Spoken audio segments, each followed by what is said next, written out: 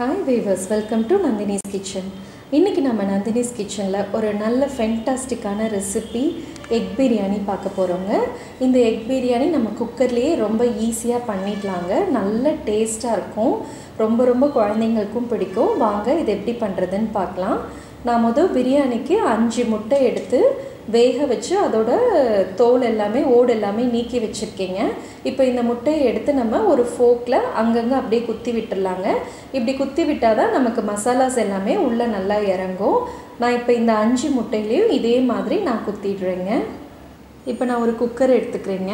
எண்ணெய் கொஞ்சம் நிறைய விட்டுடலாம் தாராளமாக.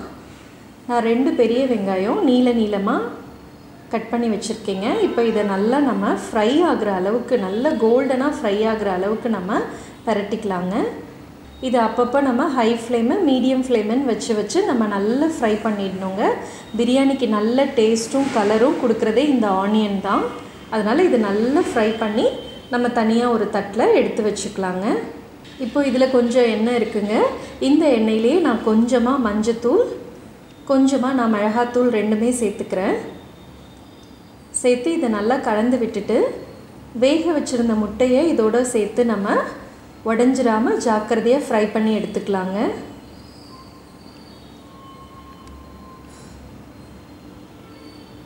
இதை நல்லா ஃப்ரை பண்ணிவிடுவோம். இப்போது நல்லா அடுப்பு சிம்மில் வச்சுக்கோங்க. சிம்மில் வச்சே இதை நம்ம ஃபுல்லாக ஃப்ரை பண்ணிக்கலாம். இப்படி ஒரு மூடி வச்சும் நம்ம டாஸ் பண்ணிக்கலாங்க. கரண்டி போட்டு நம்ம பரட்டும் போது கூட முட்டை உடையிறதுக்கு வாய்ப்பு இருக்குது. இந்த மாதிரி நம்ம டாஸ் பண்ணி சிம்மில் வச்சு முட்டையை நல்லா ஃப்ரை பண்ணிடலாங்க. இப்போ இதையும் தனியாக ஒரு பிளேட்டில் நம்ம எடுத்து வச்சுக்கலாம்.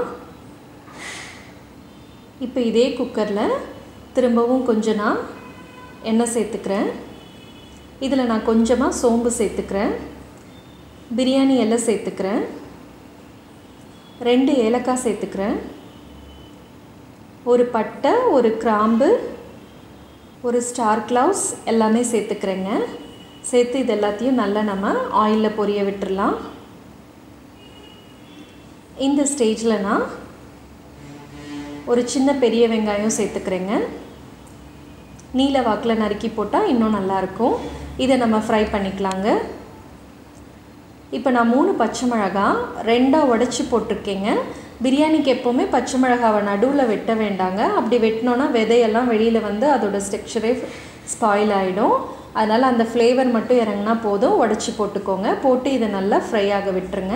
இது ரொம்ப ஃப்ரை ஆகணும்னு இல்லை, ஓரளவுக்கு ஃப்ரை ஆனாலே போதும். இப்போ இதுக்கான மசாலாஸ் ஆட் பண்ணிடலாம். நான் 1 ஸ்பூன் மிளகாத்தூள் சேர்த்துருக்கேன். 1/2 ஸ்பூன் காஷ்மீரி சில்லி தூள் சேர்த்துருக்கேன். 1 ஸ்பூன் தனியாத்தூள் சேர்த்துருக்கேன். 1/4 ஸ்பூன் கரம் மசாலா சேர்த்துருக்கேன். 1 ஸ்பூன் பிரியாணி மசாலா சேர்த்துருக்கேன். இது எல்லாத்தையும் எண்ணெயில் திரும்பவும் ஒரு தடவை ஃப்ரை பண்ணிடலாங்க. இந்த பொடியெல்லாம் சேர்க்கும்போது அடுப்பை எப்போவுமே சிம்மில் வச்சுக்கோங்க. சிம்மில் வச்சுட்டே சேர்த்துருங்க, இல்லைனா கரிஞ்சிரும். இப்போ நான் நிறைய இஞ்சி பூண்டு பேஸ்ட்டு சேர்த்துக்கிறேங்க. இதுக்கு நல்ல டேஸ்ட்டே இஞ்சி பூண்டு பேஸ்ட்டு தான் கொடுக்கும். நான் நல்லா ஒரு பெரிய ஸ்பூனில் 1 ஸ்பூன் சேர்த்துருக்கேன். சேர்த்து இதையும் நல்லா கலந்து விட்டுடலாம் மசாலாஸோட. இப்போ நான் ஒரு மீடியம் சைஸ் தக்காளி பழம் பொடியாக நறுக்கி வச்சுருக்கேங்க. அதையும் சேர்த்துட்டேன். சேர்த்து இதையும் நல்லா கலந்துடலாங்க. தக்காளி நல்லா சாஃப்டாக வேகணும். அதுக்கு நம்ம கொஞ்சம் உப்பு சேர்த்துடலாம். சேர்த்து நல்லா மசிச்சு விட்டு ஃபுல்லாக கலந்துடலாங்க நல்லா. இப்போ நான் 2 ஸ்பூன் தயிர் இதோடு சேர்த்துக்கிறேங்க. சேர்த்து இதையும் நல்லா கலந்துடலாம் மசாலாஸோட. தயிர் தான் இதில் கோட்டிங் கொடுக்குறதேங்க. அதனால் தயிரை மிஸ் பண்ணாமல் ஆட் பண்ணிவிடுங்க. இப்போ இந்த மாதிரி நல்லா சாந்து மாதிரி வந்து எண்ணெய் நல்லா நமக்கு பிரிஞ்சு வர நேரத்தில் நான் மல்லி புதினா 2ஐயும் சேர்த்துடுறேங்க. 2ஐயும் பொடியாக வெட்டி சேர்த்துக்கலாம். சேர்த்து அதையும் நல்லா கலந்து விட்டுறலாங்க. இந்த ஸ்டேஜில் நான் பாஸ்மதி அரிசி சேர்க்க போகிறேங்க. இந்த கிளாஸில் 1 கிளாஸ் அரிசி எடுத்திருக்கேன். அதுக்கு 1.5 டம்ளர் நம்ம தண்ணி விடணும். நான் அரிசி எடுத்து கழுவி வச்சுருக்கேங்க. இது 1/2 மணி நேரம் ஊற வச்சுருந்தேன். இப்போ இதை நம்ம லேயராக சேர்க்க போகிறோங்க. இதே ப்ரொசீஜரில் சேர்த்தா தான் நல்ல டேஸ்ட்டாக வருங்க. ஃபஸ்ட்டு நான் கொஞ்சம் அரிசி தூவிட்டேன். அதுக்கப்புறம் நம்ம ஃப்ரை பண்ணி வச்சுருந்த பெரிய வெங்காயத்தையும் அப்படியே ஒரு லேயர் நான் தூவிடுறேங்க. இப்போ இதுக்கு தேவையான அளவுக்கு உப்பு சேர்த்துக்கலாம். உப்பு சேர்க்கும்போது நல்லா பரவலாக சேர்க்கலாங்க, ஒரு இடத்துல சேர்த்துற வேணாம். இப்போ நான் 1 கிளாஸ் தண்ணி ஃபுல்லாக ஊற்றி விட்டுட்டேங்க. மேலும் இப்போ நான் 5 முட்டையை சேர்க்க போகிறேங்க. நம்ம ஃப்ரை பண்ணி வச்சுருந்த முட்டை தான் இது. இதுக்கு மேலே அங்கங்கே கேப் இருக்கிற இடத்துல எல்லாம் திரும்ப நான் அரிசி போட்டு ஃபுல்லாக ஃபில் பண்ணிட்டேங்க.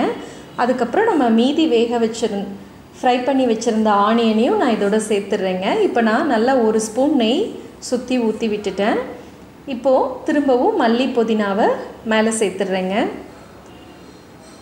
பாக்கி இருக்கிற 1/2 டம்ளர் தண்ணியை இப்போ நான் ஃபைனலாக ஆட் பண்ணிக்கிறேங்க. இப்போ இதை நம்ம ஒரு மூடி போட்டு 1 விசிலுக்கு நல்ல ஹை ஃப்ளேமில் விட்டுறலாங்க. இது 1 விசில் வந்ததுக்கப்புறம் அடுப்பை சிம்மில் வச்சு, அடுத்த விசில் வந்துடக்கூடாதுங்க, அதாவது அடுப்பை சிம்மில் வச்சு ஒரே 1 நிமிஷம் மட்டும் நம்ம அடுப்பில் வச்சுருக்கணும். வச்சதுக்கப்புறம் நம்ம அடுப்பை ஆஃப் பண்ணிடணுங்க. நல்லா கூல் ஆகிற வரைக்கும் விட்டுறணும். ஆவி எல்லாமே வெளியில் வர வரைக்கும் விட்டுட்டு அதுக்கப்புறம் நம்ம குக்கரை ஓப்பன் பண்ணணுங்க. அப்போ நல்ல சூப்பராக வாசமாக இருக்குங்க.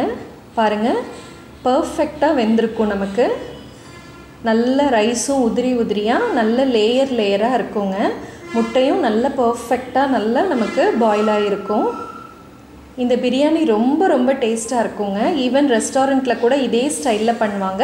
அவங்க தம்மில் பண்ணுவாங்க, நம்ம குக்கரில் பண்ணியிருக்கோங்க. இது 1 பாட் பிரியாணி மாதிரி ஈஸியாக நமக்கு முடிஞ்சிடும். ரொம்ப ரொம்ப டேஸ்ட்டாக இருக்குங்க. அவ்வளோதாங்க, ஒரு பர்ஃபெக்டான பிரியாணி ரொம்ப ரொம்ப டேஸ்ட்டாக நம்ம பண்ணிட்டோம். டெஃபினட்டாக இது நீங்கள் ட்ரை பண்ணுங்கள். கண்டிப்பாக குழந்தைங்க வீட்டில் எல்லாருமே இதை விரும்பி கேட்பாங்க. உங்களோட ஃபீட்பேக்ஸ் அண்ட் கமெண்ட்ஸை போஸ்ட் பண்ணுங்கள், லைக் பண்ணுங்கள், ஷேர் பண்ணுங்கள், சப்ஸ்கிரைப் பண்ணுங்கள். Thank you viewers, thank you so much.